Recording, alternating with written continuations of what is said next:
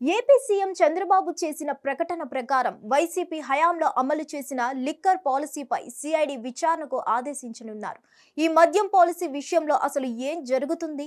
ఈ విచారణల కారణంగా వైసీపీ హయాంలో తీసుకున్న నిర్ణయాలను వెలికి తీయడం సాధ్యమేనా? ఒకవేళ లోపాలు వెలికి తీసినా వాటి ప్రకారం జగన్ను అరెస్టు చేస్తారా? అసలు చంద్రబాబు వ్యూహం ఏంటి అనేది రాజకీయ వర్గాల్లో చర్చనీయాంశంగా మారింది. జగన్ 5 ఏళ్ల పాలనలో లిక్కర్ విధానంపై చంద్రబాబు సర్కార్ దృష్టి పెట్టింది. జనసభలో చంద్రబాబు స్వేచ్ఛా పత్రం విడుదల చేశారు. మద్యం నిషేధం అమలు చేస్తామని చెప్పి ఎలా మభ్యపెట్టారో చంద్రబాబు వివరించే ప్రయత్నం చేశారు. నాసిరకం కొత్త బ్రాండ్లు తెచ్చి ప్రజారోగ్యాన్ని ఎలా దెబ్బతీశారో వెల్లడించారు. దీని ద్వారా వైసీపీ నేతలకు చెందిన డిస్టిలరీలకు ఎలా మేలు జరుగుతుందో కూడా వివరించే ప్రయత్నం చేశారు. పొరుగు రాష్ట్రాలతో పోలిస్తే నాసిరకం మద్యం బ్రాండ్లను తెచ్చి భారీగా అమ్మకాలు చేసి దోపిడీ చేశారని చంద్రబాబు ఆరోపించారు.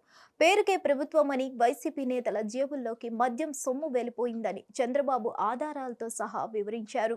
2019లో వైసీపీ అధికారంలోకి వచ్చిన తర్వాత మద్యం విధానాన్ని పూర్తిగా మార్చింది. ప్రభుత్వమే నేరుగా మద్యం దుకాణాలను నడపాలని డిసైడ్ అయింది.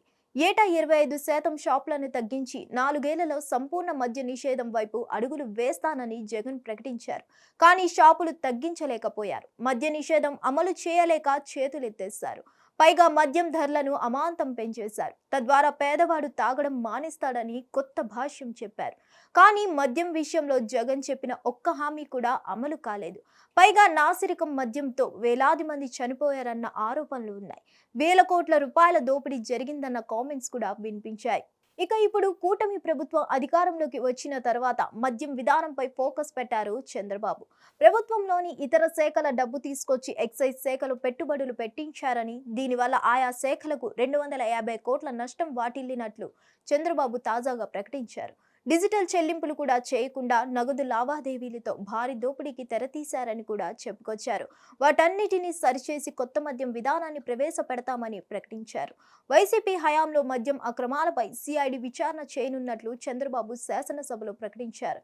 కూటమి ప్రభుత్వ పరంగా వైసీపీపై తొలి దర్యాప్తు ఇదే కావడం విశేషం.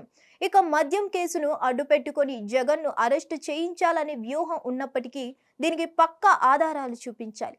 పైగా మద్యం పాలసీ అనేది అప్పటి ప్రభుత్వం తీసుకున్న నిర్ణయం. దీనిలో ఢిల్లీ తరహా రాజకీయ కోణం అయితే కనిపించడం లేదు.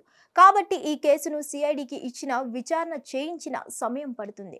నిజాలు ఏంటనేదే తేలాలంటే డిజిటల్ లావాదేవీలు లేనందున అవి తేల్చడం కూడా కష్టమేనన్న అభిప్రాయం వ్యక్తమవుతుంది.